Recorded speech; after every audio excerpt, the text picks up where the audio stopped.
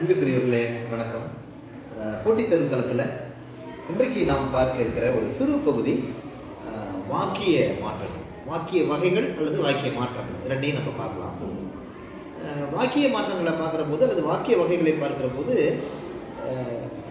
நீங்கள் 2-3 வகையாக அதை பிரிச்சுக்கணும். நான் இப்போ நடத்தும்போது உங்களுக்கு என்னென்னு தெரியும். முதல்ல அடிப்படையாக ஒரு 4 வகையான வாக்கிய அமைப்புகளை நம்ம சொல்லப்போம். இப்போ வாக்கிய வகைகள் அப்படின்னு சொல்லும்போது வாக்கிய வகைகள் என்னென்ன மாதிரி வாக்கியங்கள்லாம் இருக்கு. ஆங்கிலத்தில் கூட நீங்கள் சொல்லியிருக்கீங்க ஸ்டேட்மெண்ட் அப்படிமோ. இப்போ வந்து ஒரு செய்தி வாக்கியம் அப்படின்னு நம்ம சொல்லுவோம். ஸ்டேட்மெண்ட் அப்படின்னு நம்ம சொல்லுவோம். செய்தி வாக்கியம் இது வந்து முதல் வகையான வாக்கியமா இருக்கு. இப்போ 2வது வகையான வாக்கியம் என்ன அப்படின்னா வினா வாக்கியம் அப்படின்னு. வினா வாக்கியம் வாக்கியம்னா என்ன? சொற்கள் எல்லாம் சேர்ந்தால் சொற்றொடர் கிடைக்கிறது. நான் என்கிற சொல்லும் கடைக்கு என்கிற சொல்லும் சேர்ந்து நான் கடைக்கு, இது சொற்றொடர். நான் கடைக்கு சென்றேன் அப்படின்னா வாக்கியம். முழுமை பெற்ற பொருளை தருவது வாக்கியம். சொற்கள் பல சேர்ந்து முழுமை பெற்ற பொருளை தருவது வாக்கியமாக இருக்கிறது. அந்த வாக்கியத்தில் செய்தி வாக்கியம் என்ற ஒரு வகை, வினா வாக்கியம் என்ற ஒரு வகை. 3வதாக விளைவு வாக்கியம் அப்படிமா. எப்படி? விளைவு வாக்கியம். 4வது உணர்ச்சி வாக்கியம்.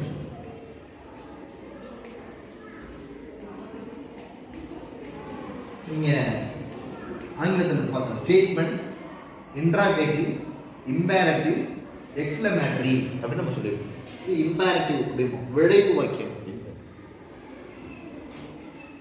இப்போ ஒருவருக்கு ஒரு உதாரணத்தை நம்ம பார்த்தோம்னா, நீங்க தேர்வில் வந்து அடையாளம் காண்றதுக்கு உங்களுக்கு ஒரு பயன்பாடாக செய்தி வாக்கியம் இருக்கு.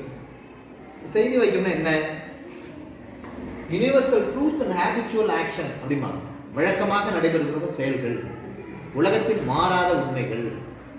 அப்புறம் ஒரு சாதாரணமான ஒரு நடப்பை சொல்கிற வாக்கியங்கள், இதெல்லாம் செய்தி வாக்கியம்.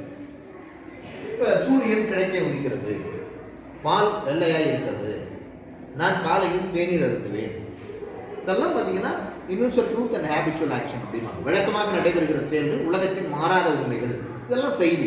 அது மட்டும்தான் செய்தியா? நான் ஒரு கவிஞன், நான் ஒரு கவிஞன், நான் ஒரு கவிஞன், இது செய்தி வாக்கியம். பால் வெண்மையா இருக்கிறது, செய்தி வாக்கியம். சூரியன் கிழக்கே உதிக்கிறது, செய்தி வாக்கியம். வினா வாக்கியம்னா உங்களுக்கு தெரியும், கேள்வி.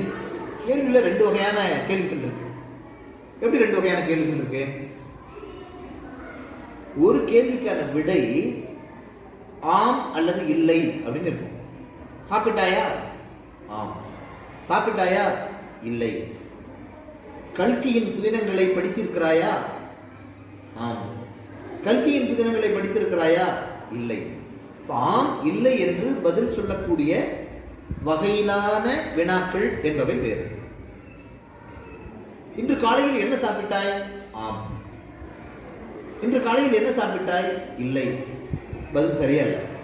இன்று காலையில் என்ன சாப்பிட்டாய் என்கிற வினாவிற்கு இன்று காலையில் நான் இட்லி சாப்பிட்டேன், இன்று காலையில் நான் பொங்கல் சாப்பிட்டேன், இப்படி ஏதாவது ஒரு தகவலை பதிலாக தரக்கூடிய வினாக்கள் என்பது வேறு. 2 வகையான வினாக்கள்.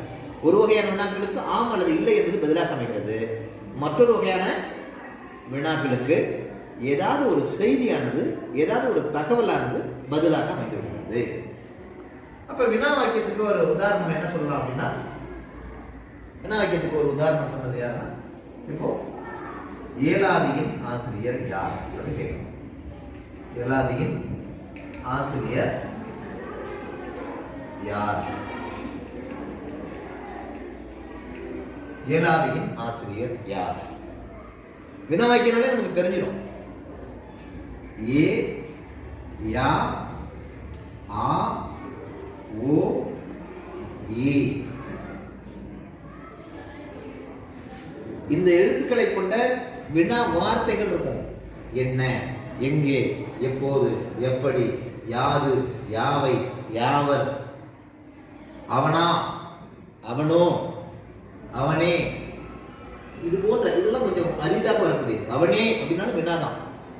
அதே மாதிரி அவனோ, இதை களவாடியவன் அவனோ, இதை பார்த்தவன் அவனா, இந்த செயலை செய்தது அவளா, இதெல்லாம் வினாக்கள். ஏவும் யாவும் முதல்ல வரும். ஏ யா முதலும் ஒரு வினா வார்த்தையினுடைய முதல்ல வரும். என்ன, யாது, யாவை முதல்ல வரும். இது கடைசியில் வரும். அவனா, அவனோ, ஓ, இது முதல்ல வரும், கடைசியாக வரும். ஏன் முதல்ல வருது, அவனே கடைசியாக வரும். இது முதல்ல வரும், கடைசியில் வரும். இது கடைசியில் மட்டும் வரும். இந்த ரெண்டு எழுத்துக்களும் முதல்ல மட்டும் வரும். இப்படிப்பட்ட வினா எழுத்துக்களை கொண்ட வினா வார்த்தைகளை உள்ளடக்கிய ஒரு தொடர் தான் எதுன்னா வினா வாக்கியம். அதுக்கடுத்து விளைவு வாக்கியம். விளைவு அப்படின்னாலே அது என்னென்னலாம் வரும் அப்படின்னா, ஒரு கட்டளை, எழுந்து நில், ஒரு கட்டளை, இது விளைவு. கதவை சாத்து, இது கட்டளை, இது ஒரு விளைவு வாக்கியம் இருக்கிறது. அம்மா தர்மம் பண்ணுங்கம்மா, என்னது, ஒரு பெட் பண்றாங்க, ஒரு வேண்டுகோள் விடுக்கிறாங்க, இதுவும் விளைவு தான். ஐயா தயவு செய்து என்னை மன்னித்து விடுங்கள், இதுவும் ஒரு விளைவு தான். ஒரு போர்ப்படையுடைய தளபதி எதிரிகளை சுட்டு வீழ்த்துங்கள் அப்படின்னு ஒரு கமாண்ட் கொடுக்குறாரு, ஒரு அதிகமான உத்தரவு கொடுக்குறாரு, இதுக்கு பேரும் விளைவு வாக்கியம் தான். இதுக்கு பேரும் விளைவு வாக்கியம் தான். அப்ப விளைவு வாக்கியம் நன்றாக படி, இல்லையே நீ தோல்வி அடைந்து விடுவாய், இதுக்கு பேர் என்னதான், விளைவு வாக்கியம் தான். அப்புறம் வேற என்ன மாதிரி வரும், நெருப்பை தொடாதே, ஆற்றில் இறங்காதே, எச்சரிக்கை, மின்சார கம்பிகளை கொட்டு விடாதே, எச்சரிக்கை, இதெல்லாம் விளைவு வாக்கியம். அப்ப இதுக்கு என்ன உதாரணம் சொல்லலாம், கவனமாக படி, கவனமாக படி, என்னது, விளைவு வாக்கியம். விளைவு வாக்கியம் புரியுது உங்களுக்கு, எதெல்லாம் விளைவு வாக்கியம் வருதுன்னு. ஐயா மன்னித்து விடுங்கள், இது விளைவு வாக்கியம். கதவை சாத்து, இதுவும் விளைவு வாக்கியம். கவனமாக படி, விளைவு வாக்கியம். பெரியோரை வணங்கு, விளைவு வாக்கியம். தீயை தொடாதே, விளைவு வாக்கியம். மின்கம்பிகளுக்கு அருகில் செல்லாதே, விளைவு வாக்கியம். அப்ப ஒரு எச்சரிக்கை, ஒரு அறிவுரை, ஒரு உத்தரவு, ஒரு வேண்டுகோள், ஒரு தாழ்மையான வேண்டுகோள், எல்லாம் விளைவுகளும். உணர்ச்சி வாங்கினா ரெண்டு வகையான உணர்ச்சி, ஒன்று சோக உணர்ச்சி, மற்றொன்று சுக உணர்ச்சி. சோக உணர்ச்சின்னு பாருங்க, அந்தோ, எப்படி, அந்தோ அண்ணா மறைந்தாரே, அந்தோ அண்ணா மறைந்தாரே, அந்தோ அண்ணா மறைந்தாரே, ஐயோ அண்ணா இறந்துட்டாரே அப்படின்னா அது ஒரு சோக உணர்ச்சி. என்னே இமயமலையின் உயரம், பார்க்கலாம், வியப்பா இருக்கு, என்னே இமயமலையின் உயரம் அப்படின்னா அது ஒரு வகையான உணர்ச்சி, அது உணர்ச்சி வைக்கும். அப்புறம் என்ன, ஆகா நான் தேர்ச்சி அடைந்து விட்டேன், ஆகா நான் தேர்ச்சி அடைந்து விட்டேன், மகிழ்ச்சியில, அது உணர்ச்சி வைக்கும். ஐயோ என் பணப்பையை தொலைத்து விட்டேனே, இது ஒரு சோக உணர்ச்சி. அப்ப உணர்ச்சி வைக்கணும்னா என்ன, என்னே மயிலின் அழகு, என்னே கடலின் ஆழம், என்னே இமயமலையின் உயரம், அந்தோ அண்ணா மறைந்தாரே, அந்தோ தெரசா மறைந்தாரே, அந்தோ காமராஜர் மறைந்தாரே, ஐயோ என் பணப்பையை தொலைத்து விட்டேனே, ஆகா நான் வெற்றி பெற்று விட்டேன்,